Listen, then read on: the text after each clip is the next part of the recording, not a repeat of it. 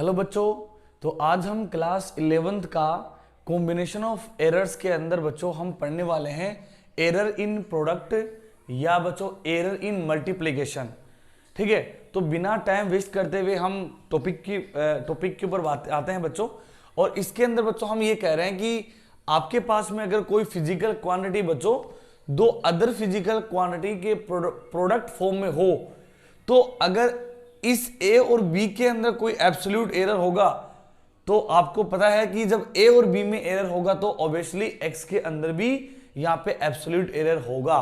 ठीक है, फिर हम निकालेंगे कि ये फाइनली कितना ये एब्सोल्यूट एरर होगा। ये इस टाइप का डेरिवेशन है।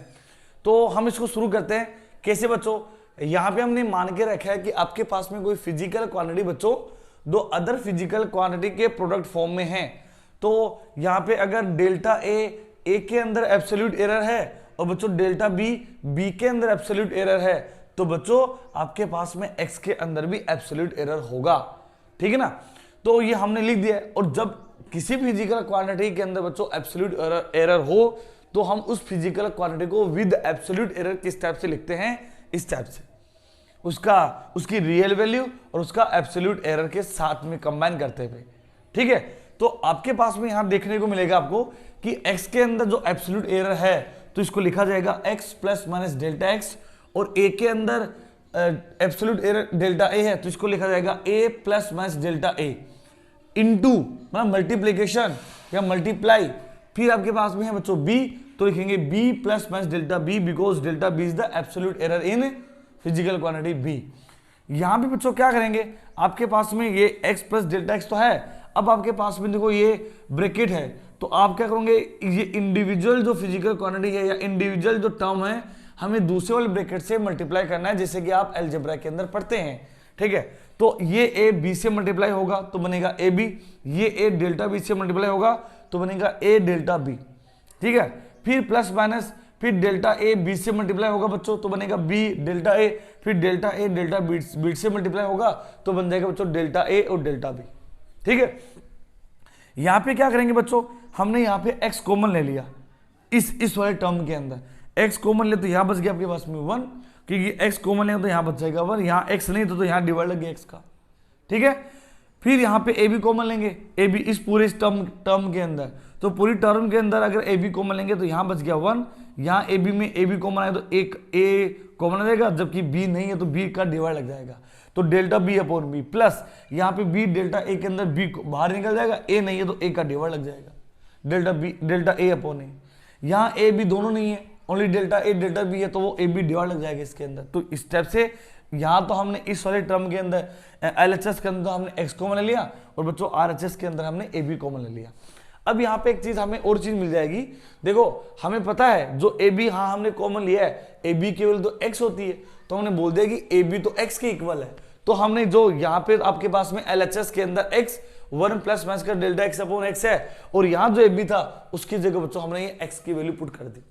ठीक है, तो ये x की वैल्यू पुट कर दी, बाकी की ये टर्म एज इट इज ऐसे रहा, ऐसे के ऐसे हमने रख दी है।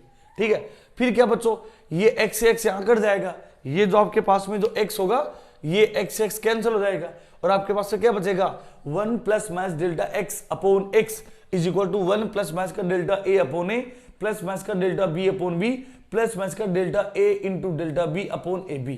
ठीक है, अब यहाँ पे बच्चों ये यहाँ भी प्लस का 1 है, यहाँ भी प्लस का, तो 1 से 1 कैंसिल हो जाएगा, आपके पास में क्या बचेगा प्लस माइनस का delta x upon a is equal to plus minus का delta a upon a plus minus का delta b upon b plus minus delta a into delta b upon A B.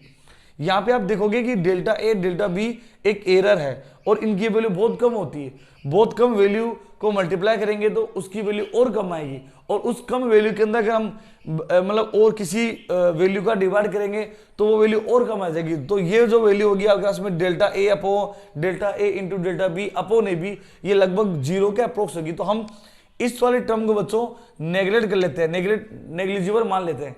ठीक है ना, तो बाकी का आपके पास से क्या बचेगा delta X upon X is equal to delta A upon A plus minus का डेल्टा बी अपॉन बी। अब यहाँ पे आप ये देखने को मिलेगा क्योंकि हम इसके अंदर एरर निकाल रहे थे जब दो फिजिकल क्वांटिटी प्रोडक्ट फॉर्म में हैं, तो बच्चों आप यहाँ देखेंगे कि अब यहाँ पे आप क्या कह सकते हैं, आप ये कह सकते हैं कि अगर कोई फिजिकल क्वांटिटी दो अदर फिजिकल क्वांटिटी के प्रोडक्ट फॉर्म में हो तो बच्चों इस फिजिकल क्वांटिटी का रिलेटिव एरर वो उन दो फिजिकल क्वांटिटी के रिलेटिव एरर के सम के इक्वल होगा।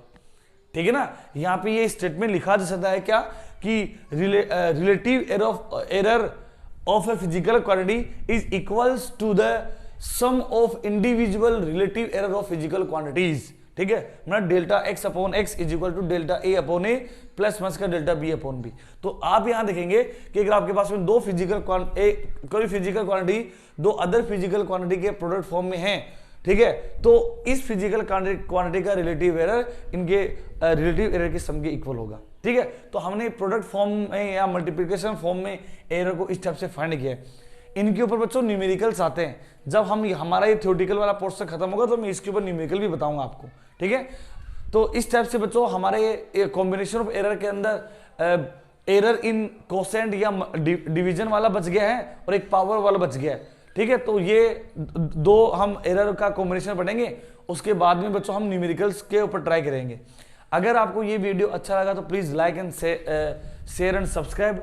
ठीक है, और आप बच्चों इसी टाइप से हमारे चैनल पे बने रहिएगा। ठीक है, थैंक यू।